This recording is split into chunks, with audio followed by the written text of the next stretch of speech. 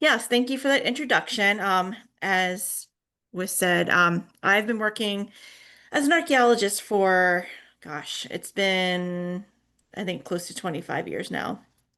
So I've always had an interest in working with the public. My undergraduate thesis was on incorporating archaeology in the K through 12 classroom. So I've sort of stuck with the same thing for the past 25 years. And but with archaeology, I've also done museum education, archaeology education, and so I've really been able to meld all of my interests into this really wonderful career that I've developed.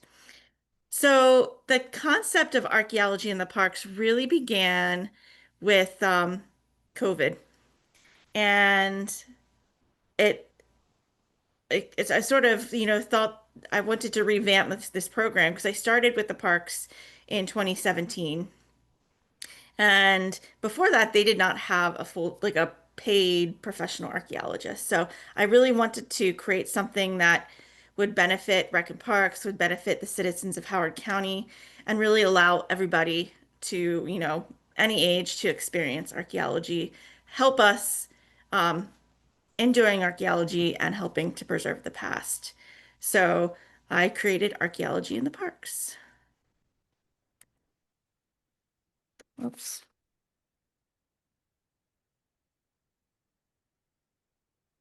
All right. So Archaeology in the Parks, like I said, is a local government program run by professional archaeologists versus a nonprofit organization run by well-trained volunteers. That's what it was. Sort of the archaeology that they had in Howard County before was run by volunteers. So our mission is to discover materials from the past and learn what they can teach us about our cultural heritage, to preserve the fragile stories of our communities, for future generations. And three, share the knowledge of how those before us lived, worked, and shaped their environments. So, what exactly do we do with this program? So, I do public archaeology, which is defined as it's a subfield of archaeology that engages the public in archaeological research, promotes education and awareness of our cultural heritage, and fosters civic engagement and social justice through practice. So you also hear it referred to as community archaeology when you involve the community to actually participate in what you're researching. So, archaeology in the parks, by doing public archaeology, I work with K through 12 educators. Um, so I work really closely with local high schools and their anthropology classes, sociology classes, and work with them throughout their semesters and year to basically learn the practice of archaeology and apply it to what they're learning in the classroom. I also have a very successful homeschool program that I run throughout the year. It's a year-long program. And I also have an archaeologist in training class for adults. So it's sort of, if you're familiar with Archaeological Society of Maryland, it's sort of like a mini version of the CAT program. It's not as extensive, but it allows me to train new volunteers who can help me out in the field. We also do public events, and I have a really great volunteer program. A few of my volunteers are here this evening. And then I do a lot of outreach, different events. So one example of that we're doing right now is they have the first Lego League. So local middle schools create these teams, and they have a theme each year where they have to create. It's a STEM-based program. So the theme this year is archaeology. So I've been working with a bunch of groups, and they have to solve a problem for archaeologists. So that's a lot of fun. And then the second half of what I do is compliance archaeology. So as the park's archaeologist, if a property is going to be developed, I have to go out and monitor, make sure no resources will be disturbed. Um, a bunch of our properties have preservation easements through the Maryland Historical Trust. So that requires archaeological work at whatever level to be done before any work is done. So instead of contracting out to a firm, I'm able to do this through my public archaeology program. And we do ground penetrating radar, which the picture up in the top right-hand corner is our ground penetrating radar unit. metal detecting, survey and excavation, and then, of course, the dreaded report writing. And I do welcome volunteers to help out with all these steps. So, Howard County Recreation Parks. This is an old map from 2022. They update this every 5 years, so we're due for a new one in 2 years. Um, we manage over 10,000 acres of parkland and open space within Howard County. And yeah, so since 2022, we've actually acquired more property in the west and I guess in the Savage area as well. So all of the areas in red here and then county-owned open space are the areas that I practice archaeology in through my job. So I just wanted to show you some of the sites that I've been working on over the past, would say 3 years, 3 to 5 years. Um, there's two I'm not going to talk about because the last site that I want to talk about is new, brand new information. You guys are the first to hear about it.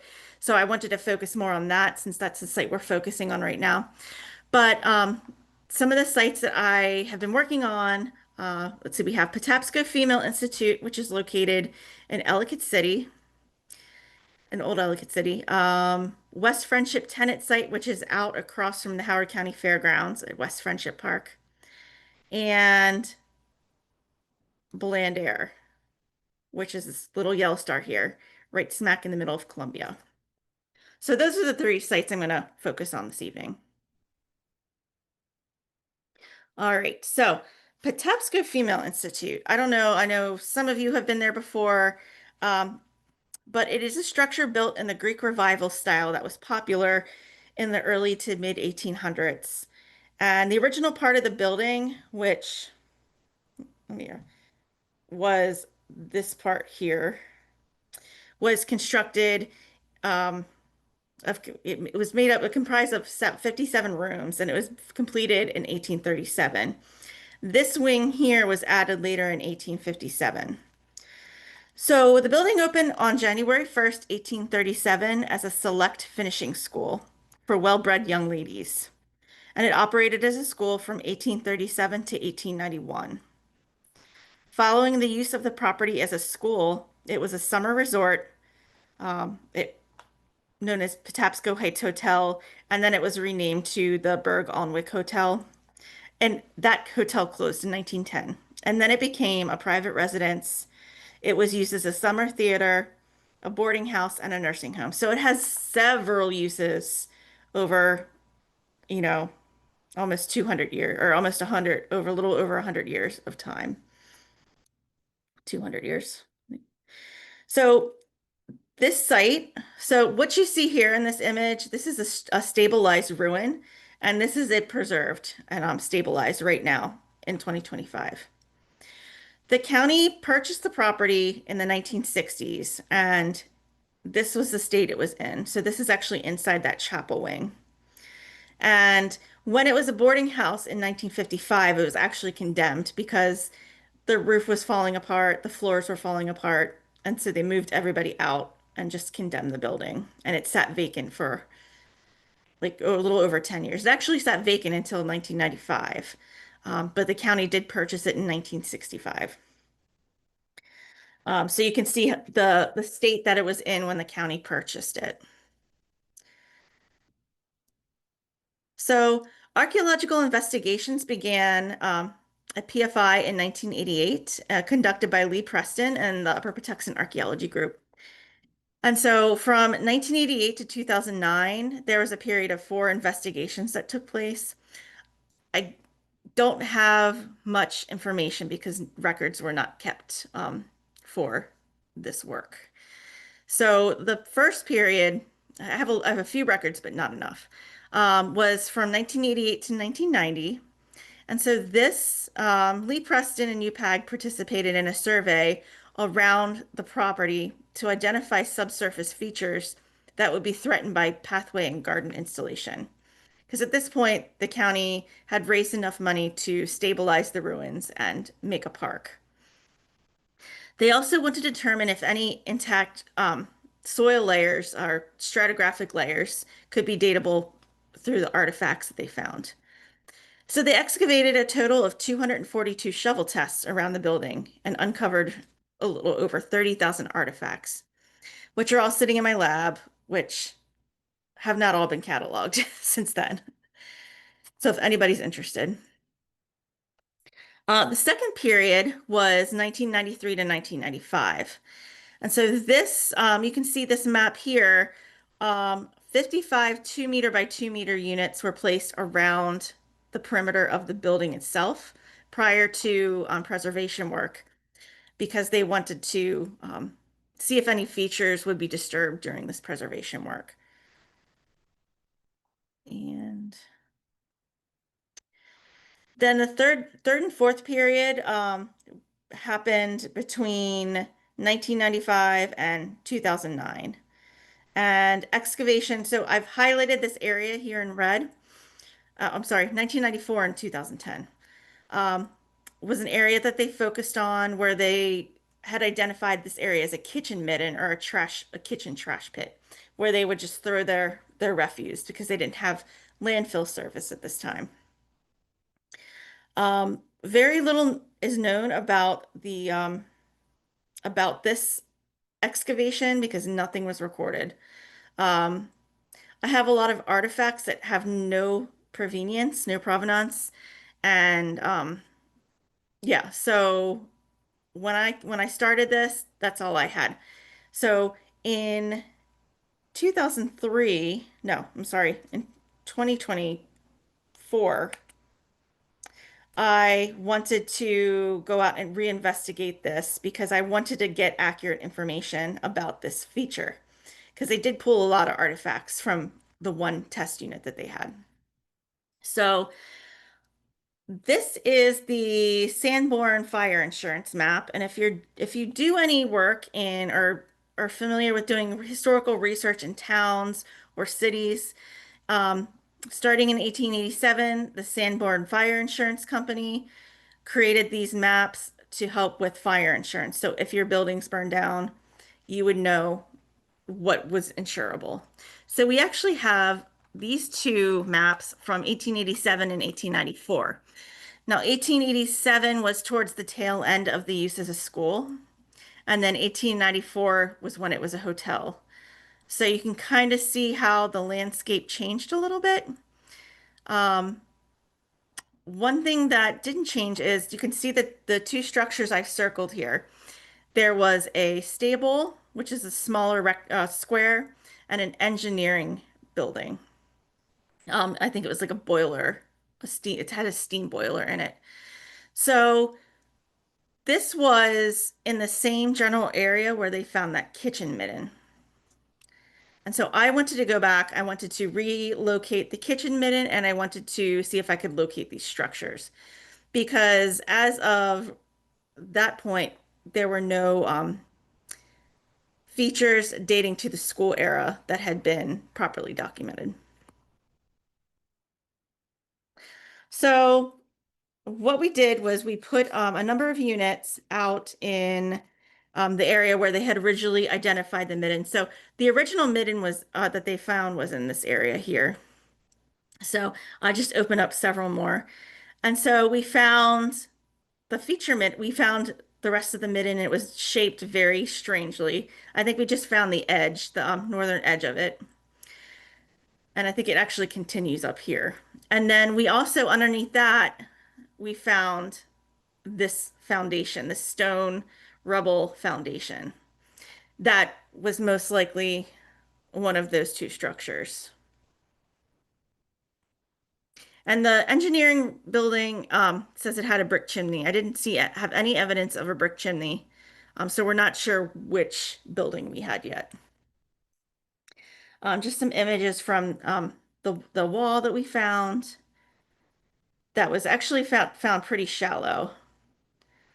And then these were two adjoining units, so that's sort of how the wall looked. And then this really weird feature that it was almost ditch-like. going into this ditch. And then you can see the profile on the left-hand side. So in that feature, you can see the level of this is all demolition debris, mortar, brick, um, just window glass. So I think what had happened was that this is from one of the buildings that they had torn down after the hotel shut down. And then this trash pit was actually dated to the around the hotel era. So that was interesting. And we are currently in the process of the artifacts have been processed. I just have to get them cataloged and the report written up. And so we ran out of time at the site because we had other projects going on. So we tarped it and we backfilled it so we can go back at a later date to continue to track that building. So the next site is a site that we worked on starting in 2019 and through COVID. So I initially identified this site in January of 2019. I was looking for a site to have my summer archaeology camp, archaeology field school for kids. So this is on, look, if you guys are familiar with West Friendship Park, it's across from Howard County Fairgrounds. There's walking trails back there, and if you're walking along the one trail, you just see this abandoned, it just looks like a shack, just laying there. So, and I knew that the that farm did have tenant labor. So this is actually a tenant house that a farm laborer lived in. So I was thinking, okay, we'll at least find some bottle dumps that the kids can, you know, help record. Um, but it actually ended up being a lot more than that. So, this is just a quick historical context of the site. So some of the landowners, the land, the furthest back I could trace it was to sometime 1820, 1830, Samuel Gaither purchased the property and gave this parcel of land to his son Washington.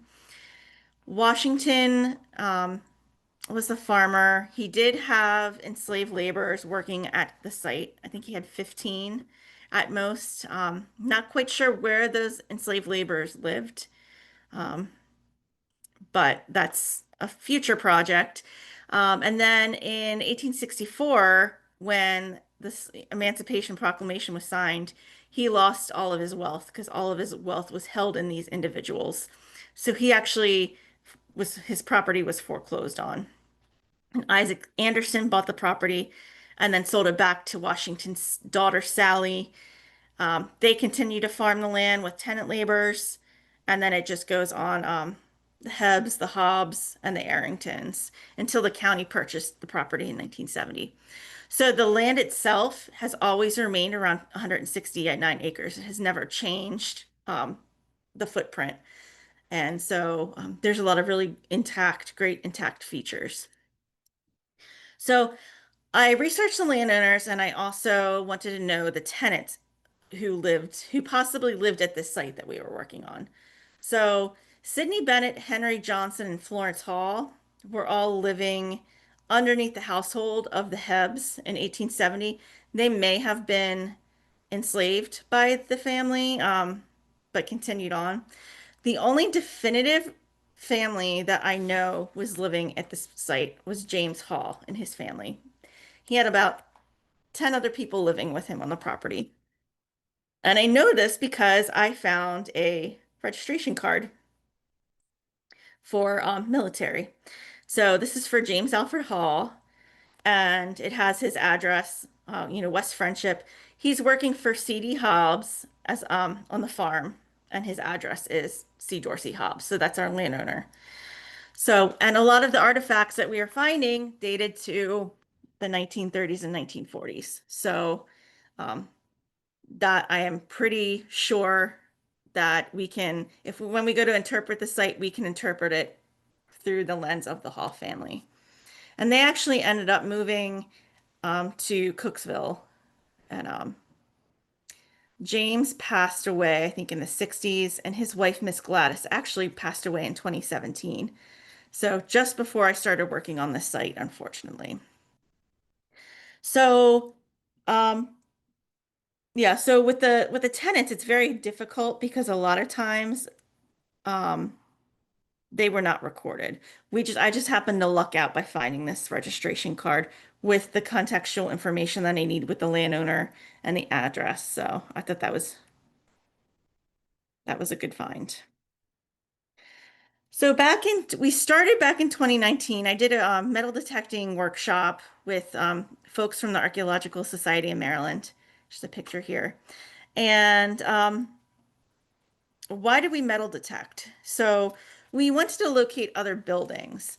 And what's the most obvious artifact that you look for when you're looking for a building? Nails. And metal detecting is one easier way to pick up on patterns of nails versus just doing shovel testing, shovel test, shovel test. So I killed two birds with one stone, and I taught people how to use metal detecting properly, and then they helped me see if we could find any other buildings, which we did not. But we found a lot of really great artifacts. Um, a lot of horse-related hardware, buckles, chains, horseshoes, plow parts. We found a pocket watch and a pocket knife and a lot of farming tools. And then we found a part of a cast iron stove leg, which this is interesting because let me go back to this. The Abraham Bennett, I did find an article from the Baltimore Sun in 1895, and he is references living on the property of John and Sally Hebb. And his house, he was a tenant farmer, and his house burned down.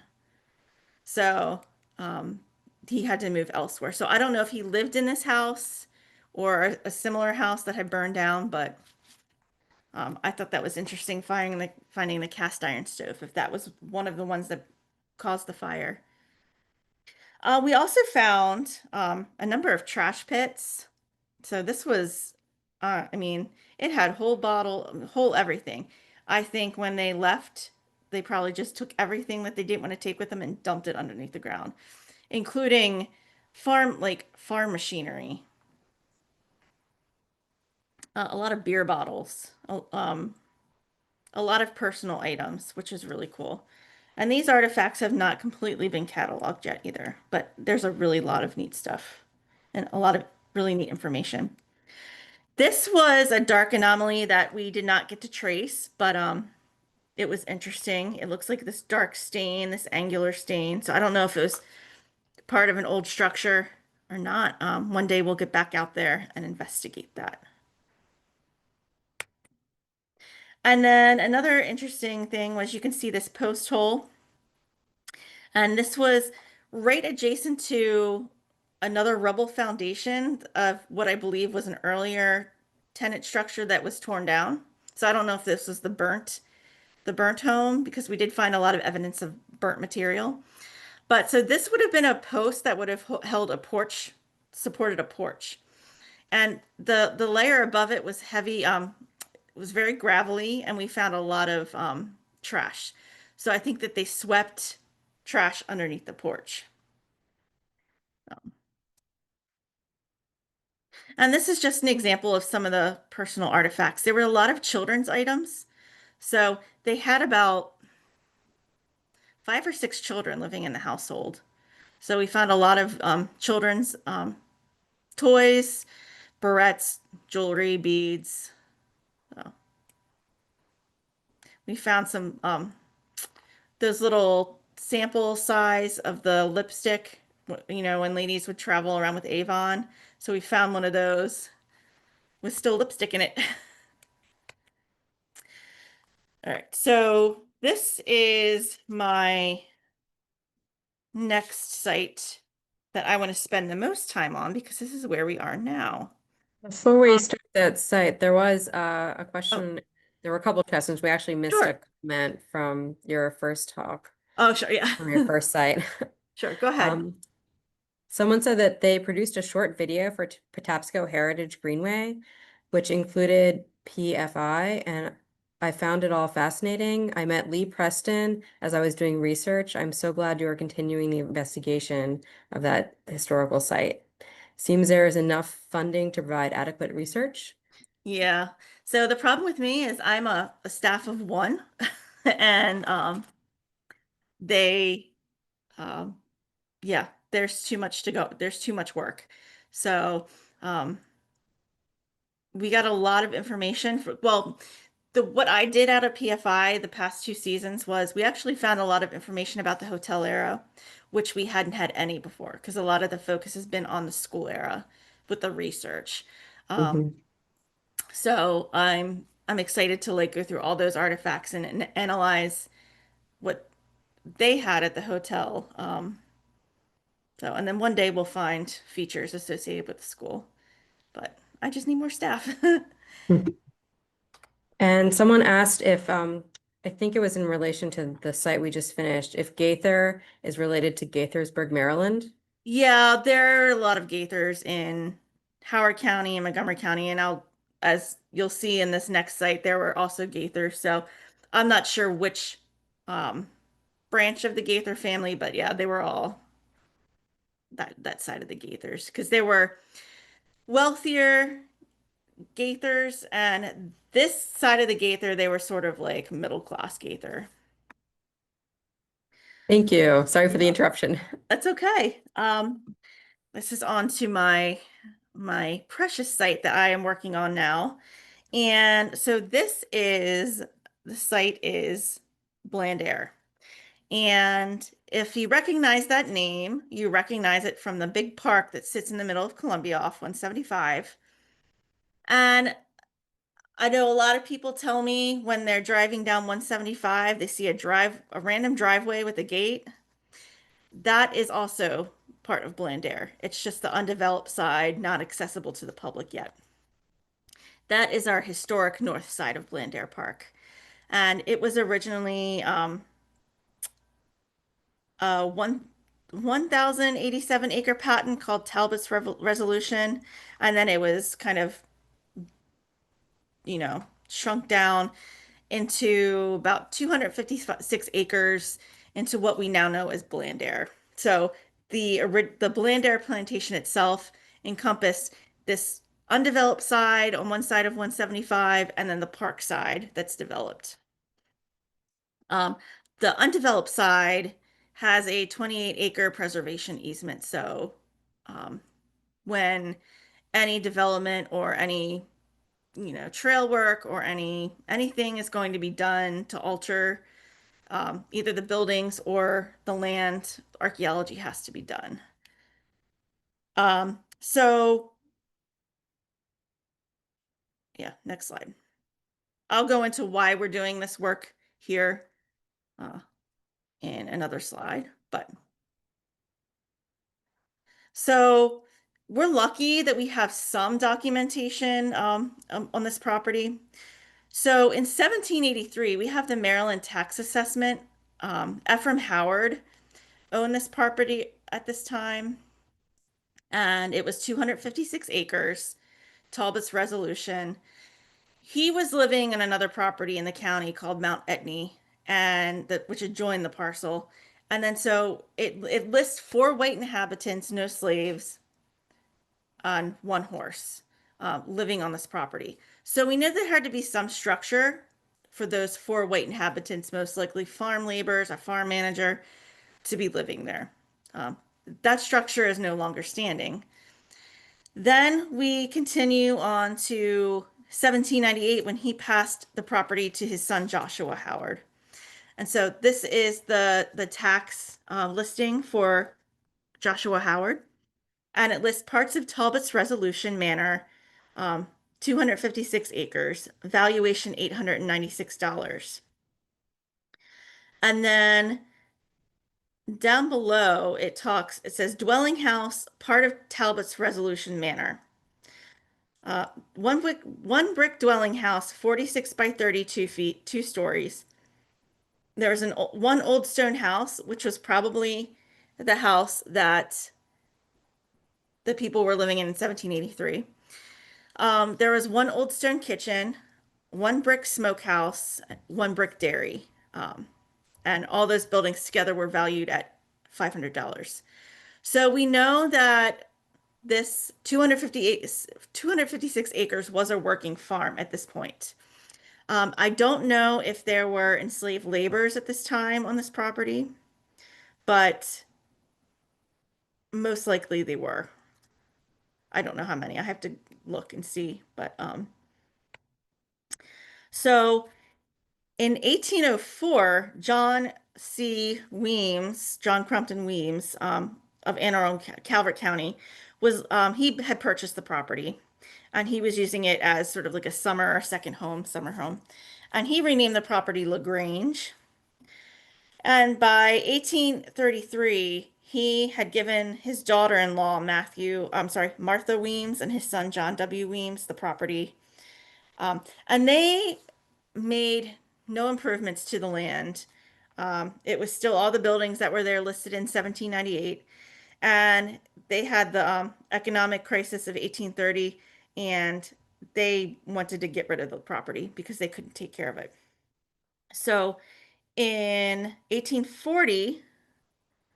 um, 1844, Theodoric Bland, oh yeah, so there were also several crop failures, and the Weems just couldn't upkeep the land.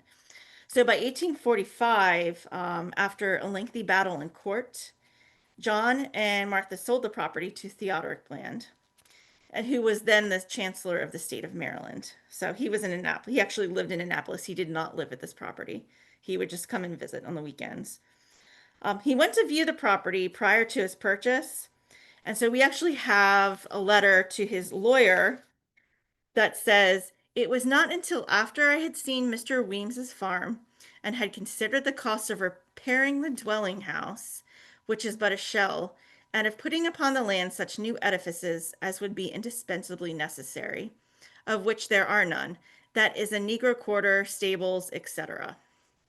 So we know that none of these structures that you see here on the screen were there before Theodoric Blaine came to the property.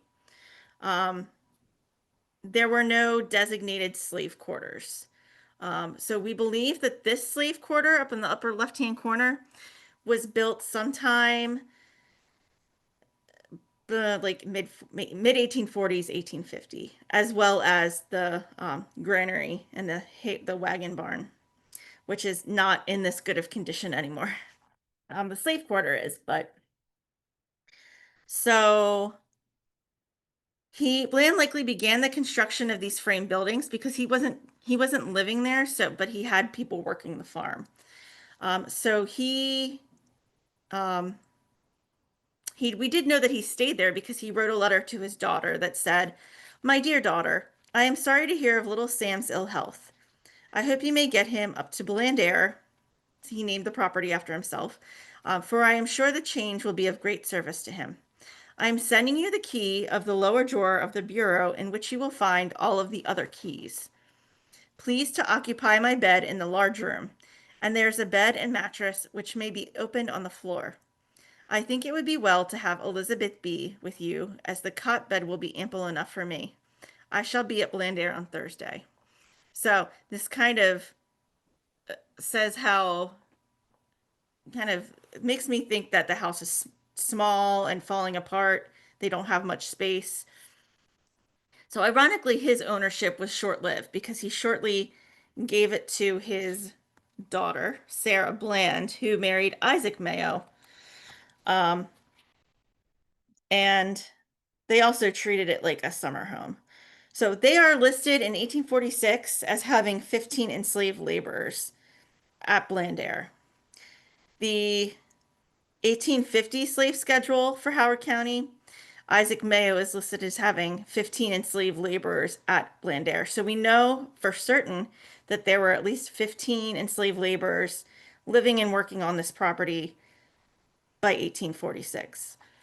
Where most of them, they could have lived in the main dwelling house. They probably lived in the slave quarter here. We don't know how many slave quarters they had at this time. But yeah. So, wrong slide. So Sophia, Sarah and Isaac's daughter Sophia got the property in 1857, and she married Thomas H. Gaither. So there's another Gaither. And they buy the property in 1857 and they build what is now standing, Blandair, this house. So if you're ever out at the property, the house that you see was built in 1857. We do not right now know where the original dwelling house was, where the original stone kitchen was, or where the original stone house was. So over the next few years, we will be attempting to locate those. But, and in 1860, Thomas Gaither is, this is important information. Thomas Gaither is listed as having 22 enslaved laborers. And on that schedule, he's listed as having two slave dwellings. So he has this one, which is still standing, and then there's a second one that we don't know where it is. So archaeologically, we are searching for that second slave quarter. So back in November, December last year, we actually received a $250,000 grant to preserve the standing slave quarter. And it's a remarkable structure. It's very well preserved. And it's a double quarter, meaning that it is split in the middle with a chimney. So there's a double hearth, and then different groups. One group would live on the left side, one group would live on the left side, and there was a loft upstairs that they would have access to. So you would have two different families or two different groups living in this house or houses, if there were really two.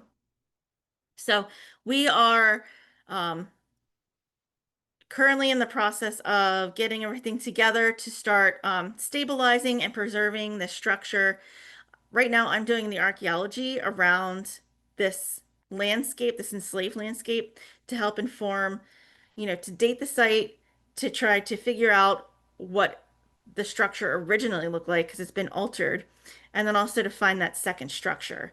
And we also want to um, retrace and recreate and reinterpret the activity areas. So the landscape outside the house as well. That also tells a story. So yeah, I just threw in a couple slides here showing the census records, showing this is the 1850 for Isaac Mayo, and then this is the 1860 slave schedule for Thomas H. Gaither. So these people were living on the property. So here he has 22, no names on this one. However, we're very lucky in this aspect because after emancipation, when the landowners lost this this labor force through emancipation, they actually petitioned, and I think there's statistics for every county in Maryland. Slaveholders actually petitioned to be reimbursed for their lost labor. So they inventoried in very specific detail all of the individuals that they held in bondage. So we're actually very lucky because we have a full list, first and last names of the enslaved laborers who lived on this property. And it's all 22. There's 22 people, and there's 22 people on the 1860. So we can probably compare ages. Um, so this is actually a really good source to have because we can trace what happened to these people after emancipation in 1864. And we can kind of start putting a picture together about the history of the people and tell their stories. So, for example, um, the second individual here, Lavinia Smith, there's this a runaway ad for Lavinia. She actually sought freedom. She left the plantation, and she left her husband and children behind. So we can track her down to kind of see where she went. Moses actually stayed on the farm and worked the land after emancipation. So these are all just really great stories. And you can see a lot of same names, so a lot of families um, were living there. So we started out back in October. between October and February, October 24 and February 25, we did a ground penetrating radar of the area surrounding the slave quarter. And so the image on the left is the results of that. Unfortunately, did not find any structures in the results here, but all the little like green blurbs are artifact scatters, or in grid one, you just see that linear feature. I'll talk about that in a second, as well as this little blurb down here. So you can see in the image on the right-hand side, that's our ground penetrating radar machine, and it looks like a push mower.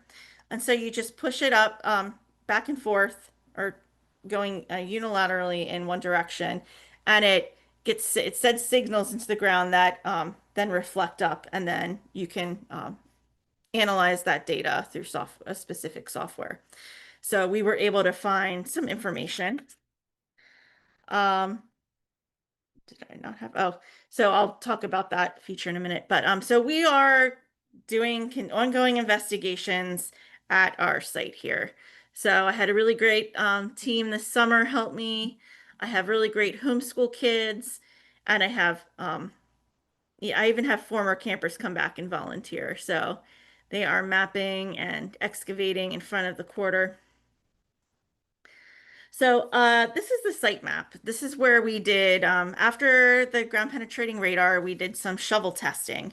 So where we laid out two grids, grid one and grid two, and we dug shovel tests, little holes every 10 meters, to try to find distributions of artifacts, to figure out where, if there were, because we knew there had to be other outbuildings.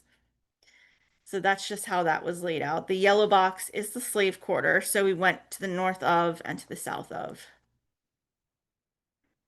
So during our shovel testing, I wanted to sort of ground truth what that anomaly was in grid one. And so you can see the white, it looks like a white stripe running up. So when we were doing the shovel testing around there, we hit a solid layer of rock. And we hit this all along the East Zero transect. And based on old aerial photographs, this is actually an old driveway. So you can see how linear it is. It sort of runs, this is the driveway here. Whoops. Um, in old maps, it kind of matches up. So that was interpreted. Then we looked at, when we were finished, we looked at the distribution of certain artifact groups. So architectural, like nail, brick, window pane, glass, mortar. And so you can see obvious cluster around the slave quarter. But then just to the south, where the blue box is, there was another heavier cluster that actually appears more clearly in the next grid. And then there's another cluster to the north, which we know that there is a possible structure up there from earlier investigations done in 2007. And then I also wanted to look at um, patterning of trash disposal, to look for trash pits, kitchen middens. So we actually hit a couple of potential features. So all along the back side here is at least one or two middens, one for each section, finding a lot of artifacts that they would just throw trash out their back window. So this area was a very interesting area. This area looks a lot different now. Um, This is where we have put a number of test units. That big walnut tree is no longer standing because it's basically sitting on top of our feature, and we had to remove it to protect the feature. Um, but when we did shovel testing, we found some interesting stuff here. So here's two shovel tests that we did in the area, and I've kind of delineated the area that level three and level two is we hit a strata of mixed um like mortar, plaster, brick, a lot of just kind of like crushed up architectural debris. So we found this in a number of shovel tests in the area, so I figured that there was probably something that was there, and that really correlated to this hot spot down here. So there's the shovel tests. Um, and then with the middens, the profile of the shovel tests with the middens, they all seem to have, your layer of topsoil and this weird clay-like cap layer. And then level three was the midden, fairly deep. And then a lot of artifacts were coming out of those. So, and they were directly behind the slave quarter. So this is the second grid to the south of the standing quarter. And you can see now where it's more defined, these two, or these couple heat clusters, where we were getting a lot of architectural debris. And then same with domestic um, artifacts. So there was most likely another structure here with another midden, at least one other midden. So after we did the shovel testing, I want to click back real quick to grid one. And if you look at the image on the left, the architectural distribution, it doesn't seem like we really found much architectural artifacts up here to the north. So I decided that I was going to, like I had mentioned before, I was going to metal detect in this area. So, and I was really interested because I knew that there was the structure up here. So I placed a smaller metal detecting grid, and you can see from on the right-hand side, I got a lot of hits for metal detecting. So that that's sort of one justification why you should do both shovel testing and metal detecting because they give you different information. And a lot of times some of these sites are missed if you don't use one of these methods. So an interesting thing during metal detecting is one of the points I found, we found a square cut nail, which is earlier, mid 19th century. And then underneath of that, I hit granite and mortar. So I actually ended up putting a 1 by 1 meter test unit there. You can kind of see on the right hand side where that was. And I hit a wall. So you can see in the image down below, there's where the metal detecting hit was. And then so I opened up an adjacent 1 by 1 meter and we got this sort of linear feature going on here. And it's not very deep. So, and we were finding architectural artifacts right above. So we will continue to investigate what this feature is. Now, we don't know if this was a slave quarter or not because I didn't really find a lot of domestic related artifacts like pottery or glass. What we were finding a lot of in this area was artifacts associated with activities, a lot of farming tools, and a lot of horse hardware, um, horse tack, a lot of horseshoes. Jim can attest to that. So this is just distribution map of activity related artifacts, and then on the right hand side, that's all horse related. So was this a work area? Was this a possible stable area? We don't know yet, but that's one possible use for that structure. So we have been working on 2 by 2 meter by 2 meter units. What have we found? I can't tell you yet. You have to come out and visit us. So I will tell you we have found another building, and we're finding a lot of interesting artifacts from the early 20th century when the building was demolished and they used the area as a trash dump. So we are chasing this structure, trying to figure out if it's the second slave quarter or if it's related to the 18th century landscape. And we want to know what this landscape was so we can talk about the people who lived here and really focus on the enslaved laborers. Um, so all this information will eventually go into an exhibit, and we are going to interpret the slave quarter, and it's going to be really great. And hopefully, not much research has been done on what we call a plantation in the Piedmont. Um, especially not in Maryland. So there's some sites in Virginia, but this is really going to provide a lot of information about for the history in Howard County. So I just want to end with I have some upcoming events. I always take volunteers, so if you're interested, you can reach out to me. I try to get out the site as much as I can, but I do have public dig days on Saturday because I have a lot of people who work. So I try to have at least one Saturday a month for people who work to come out. So um, these are our next two dig days. In the winter, we'll have lab days.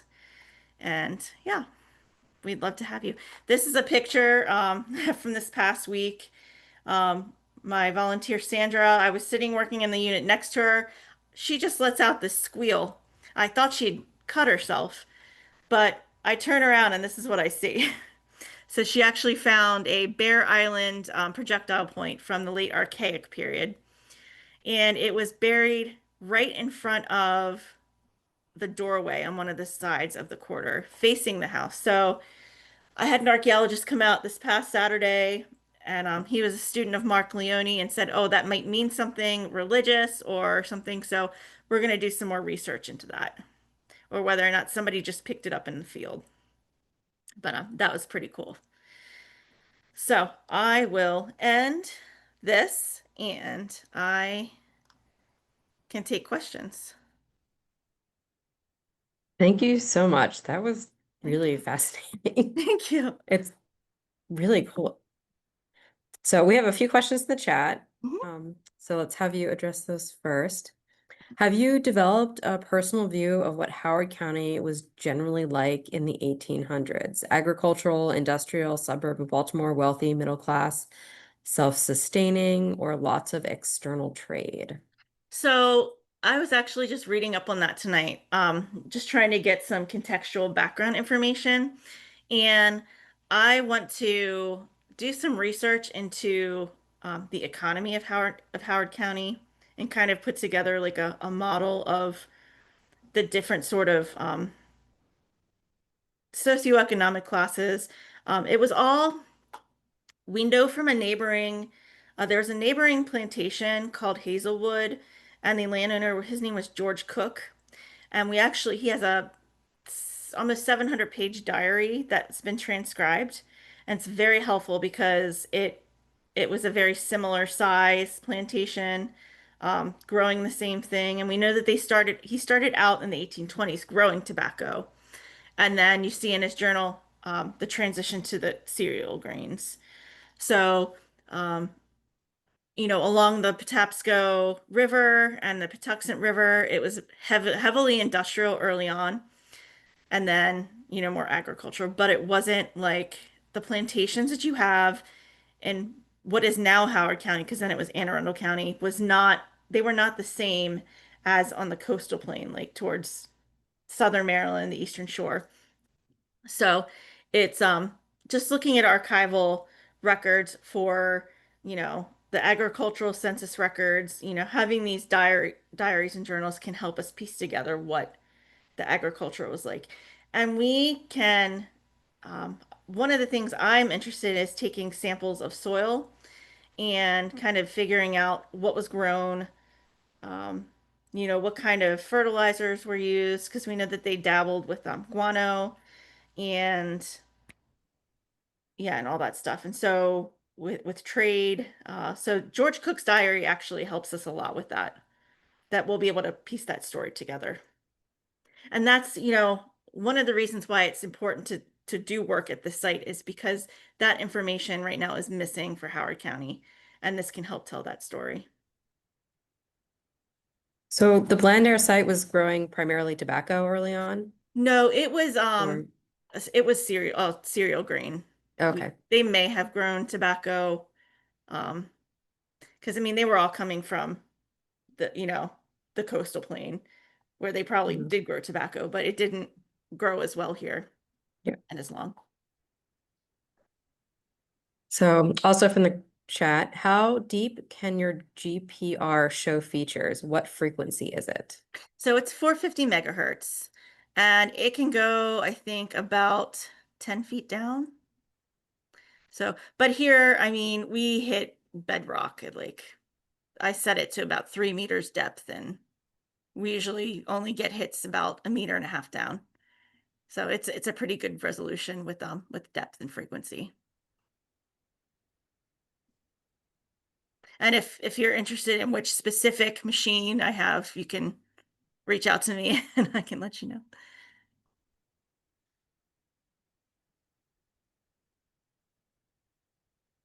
So I see Mark said any evidence of Major Thomas Snowden or Charles Carroll of Carrollton in this vicinity. Um, Charles Carroll lived nearby and in a Doregan. I have not seen any reference to Major Thomas Snowden, but in George Cook's diary, he does mention several times going to dinner at Doregan with the Carroll family. So I know they were all contemporaneous and they were dining because I mean John Crompton Weems was very wealthy. So I know he interacted with the Carroll family a lot. And Do you then, have any, oh, oh, good. sorry. Do you have any Do you have indication? any indication of largest land holders in this portion of Howard County and the businesses they perform to gain their wealth? You can look at, I mean, the largest landholder was Charles Carroll. Obviously, he had 10,000 acre tract. And then the larger plantations were not as large as you would see in the South, but they were more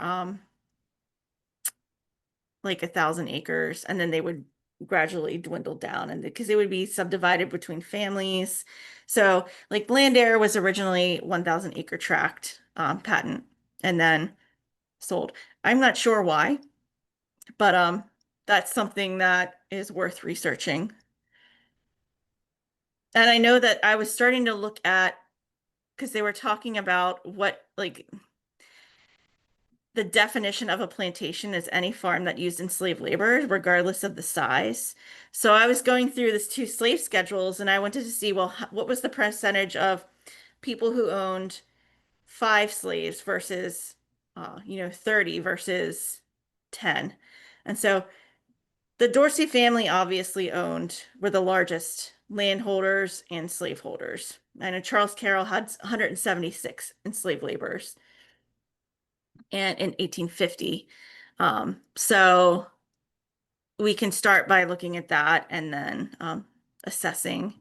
But you would have to go through the deeds and do the meets and bounds and a deed tracker, and that's beyond my pay grade. But that would definitely be a great research project for a volunteer. For And your they were, position, oh, I'm sorry. And like the businesses, I mean, they kind of dabbled in everything. I know the Dorsey family dabbled in iron, um, and trade, milling, a lot of industrial based job businesses in this area. Daniel's question. for your position with Howard County Rec and Parks, do you find this a viable possibility for Baltimore County Rec and Parks? I continue to push for an archaeologist to be included as it has been left to volunteers only. As you know, that can only go so far with the protection of capital projects and continued building on new green spaces. I will be planning some more stuff for our site um, at the ASM MTH workshop this weekend with our volunteer archaeologist at the county park here in Baltimore County. I think it's viable. I just think that so for me, I kind of I came in and sort of made my position. I just started out as an educator, and they realized that I had my master's degree, and so they didn't have to contract out and pay for firms to come in and do work. So um, you just have to have somebody to go in and be like, this, let me do this. I think you guys are doing really great in Baltimore County with being more visible.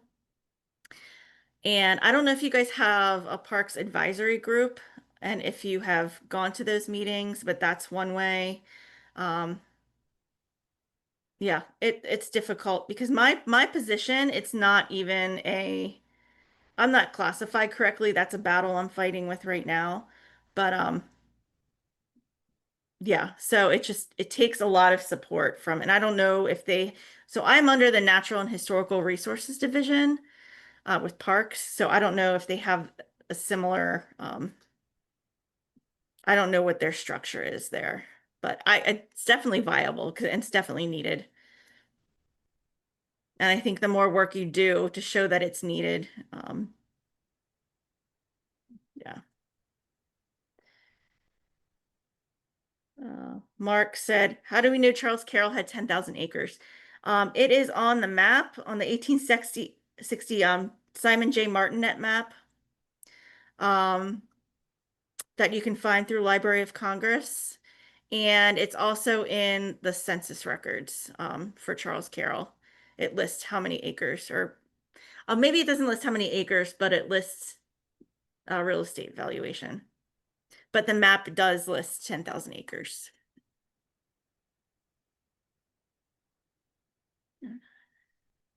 Yeah, so that's good, Daniel. If you get new blood in there, then you can really, get on them while they're fresh.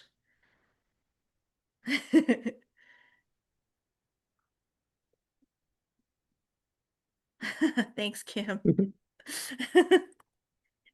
And I want to say that I would not. Oh, for whom is Howard County named? John Eager Howard. He was I forgot his exact position, but he did fight in the Revolutionary War. And his son, George Howard, I don't know if you're familiar with Howard County, but one of our sites, Waverly in Marriottsville, was his son's property. So it's John Eager Howard, which I'm sure that with the 250th anniversary, um, there might be some programming focusing on him coming up. I'm not 100% sure. But Howard County didn't become a county until 1850. He it was originally part of Anne Arundel County and parts of Baltimore County. And then it became its own county in 1850, which makes it challenging when you're researching because once you hit 1850 and earlier, then you have to go into the Anne Arundel County archives, and it's hard to differentiate between Western Anne Arundel and then Anne Arundel, Anne Arundel. And I just want to say that I wouldn't be able to do what I do without my wonderful volunteers. Um, I take anybody, I train anybody. You don't need any experience. You can come on out. If you want to be added to my email list, you can email me. I send something out like every 2 weeks, or I try to. Um, yeah. Now that the weather's getting cooler, it's easier for people to come out. Definitely. I will put your dig day, your public dig days in my Awesome. next email to the Archaeology Club so Great. they can all know about them. And I'll put your Okay. email address in there to tell them to if they want to join your mailing Great. list. Thank you so much. Does anybody else have any questions? Now, Linda asks, what is a midden? A midden is, that's just a fancy word for a trash pit, but it's not a pit. They didn't purposely dig a hole and throw trash in. They just threw trash out and it piled up. So it was like a trash pile. More like,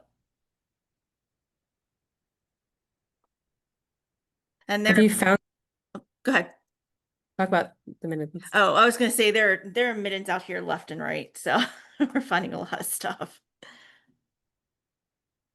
Have you found any kitchen or privy sites on the property that were used? We just started, so I'm not quite sure what the the structures that we found yet. There is evidence of burning on the floor interior, so it could be something kitchen related because we do know that there was a stone kitchen. Mhm. Um, Once the house was built in 1858, there was actually a kitchen added on to the house, so it was not detached, whereas the earlier kitchen was detached. So we just have to find that. Yeah, yeah, this is a very long project. Like my boss says, I'll be doing this till I retire. It's fascinating because there's a lot for you to learn, though. There is.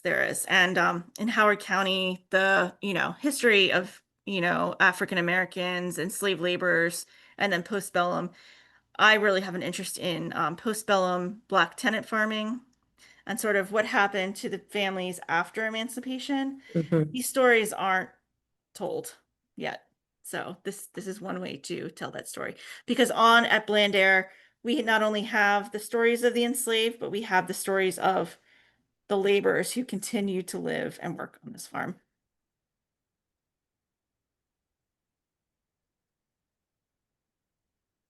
Think it would be a really good way to flesh out that time period by adding the history of those people Yeah. and the work they did. Yeah. Yeah.